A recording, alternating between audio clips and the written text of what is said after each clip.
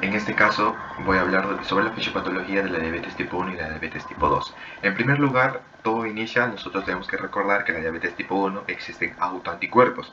Uno de los muchos que existe, por ejemplo, es el anticuerpo antiinsulina o también el anticuerpo anti los anticuerpos antidescarboxilasa del ácido glutámico, por ejemplo.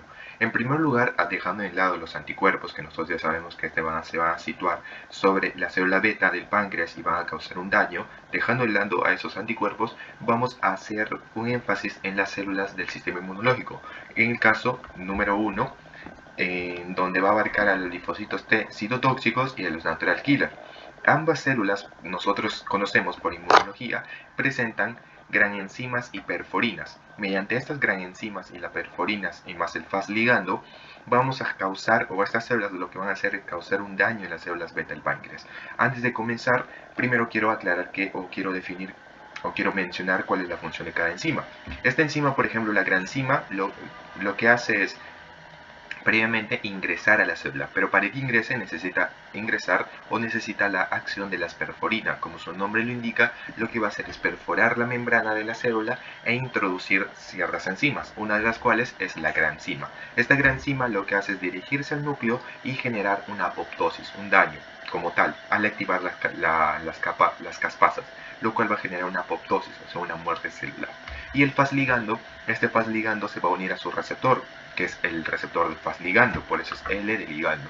Entonces se une a su receptor y va a suceder ciertas respuestas celulares que va a conllevar a su apoptosis, porque lo que hace es activar la caspasa 8, que ya lo vamos a ver más adelante. Pero mediante estas enzimas y esta proteína, los linfocitos T citotóxicos y los natural killer van a efectuar la acción en primer lugar. Esto va a causar daño sobre las células beta del páncreas. Nosotros sabemos que estamos hablando de diabetes, nosotros nos estamos refiriendo a las células beta del páncreas que secretan la insulina, valga la redundancia. Entonces van a actuar sobre las células beta del páncreas, lo cual este daño, o sea, si nosotros tenemos, por ejemplo, un caso, tenemos 10 números de células beta, y si estas 10 células emiten o secretan insulina, por ejemplo, en palabras sencillas, 50 mililitros de insulina, y si nosotros lo destruimos, o sea, si de 10 quedan 5, por ejemplo, la cantidad de insulina va a disminuir, porque obviamente lo que hacen estas células pues es secretar, y si nosotros disminuimos el número también va a disminuir su secreción. Entonces el daño a las células va a causar su muerte. Este daño va a conllevar una disminución a la insulina, y si nosotros disminuimos la insulina va a existir una hiperglucemia. No quiere decir que la insulina no va a haber, sino es que disminuye. ¿Y por qué sucede entonces la hiperglucemia? Porque la insulina no es capaz de compensar la hiperglucemia.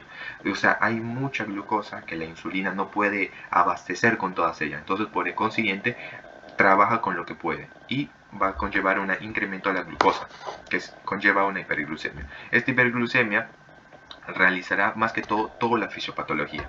En primer lugar, en el intestino. En el intestino lo que hace la hiperglucemia es disminuir el glutatión. Esta disminución de glutatión conlleva un estrés oxidativo de las células. Este estrés oxidativo nosotros sabemos que lo hace mediante también los ROS, que son las sustancias oxígeno reactivas, va a causar un daño a las células beta. Este daño a las células beta va a conllevar en una apoptosis.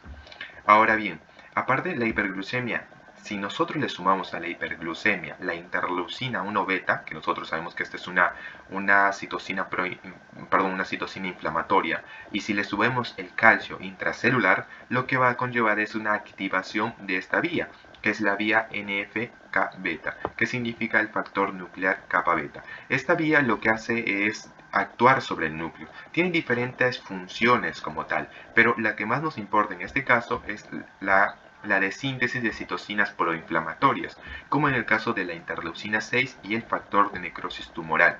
Esta interleucina 6 y factor de necrosis tumoral, como su nombre lo indica, son citocinas proinflamatorias, lo cual va a conllevar una inflamación y por consiguiente va a generar un daño a las células beta del páncreas. También la hiperglucemia lo que va a causar es una glucotoxicidad a las mismas células beta del páncreas. Esta glucotoxicidad lo que hace a las células beta es incrementar el número de interleucina 1 beta. Y nosotros sabemos que si la interleucina 1 beta se une a la hiperglucemia, no es que se une, sino en conjunto con la hiperglucemia más el calcio, conlleva esta vía. Pero aparte de eso, esta interleucina 1 beta activa los receptores FAS. Estos receptores FAS se unen a los FAS ligando, pero además se une a la interleucina 1 beta, también tiene la capacidad de unirse. Y cuando se lo hace, cuando se une a la interleucina 1 beta, lo que conlleva es la activación de la caspasa número 8. Esta caspasa va a conllevar a una apoptosis, porque nosotros recordemos o tenemos que recordar que si activamos las caspasas, lo que hacemos es activar la vía apoptótica.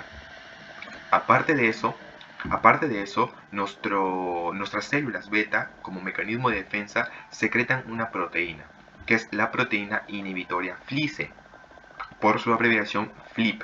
Las células beta incrementan esta proteína. ¿Por qué la incrementan? Esta proteína lo que hace es bloquear a la caspasa 8.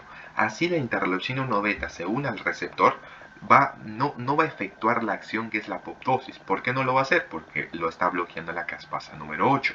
Pero ¿qué es lo que sucede en la diabetes tipo 1?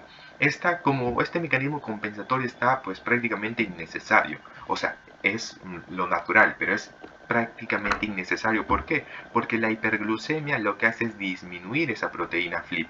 Y si disminuimos esa proteína, pues no va a haber un bloqueo de la caspasa 8. Y si no hay ese bloqueo, pues se va a dar la apoptosis. Y eso sería la fisiopatología de la diabetes mellitus tipo 1.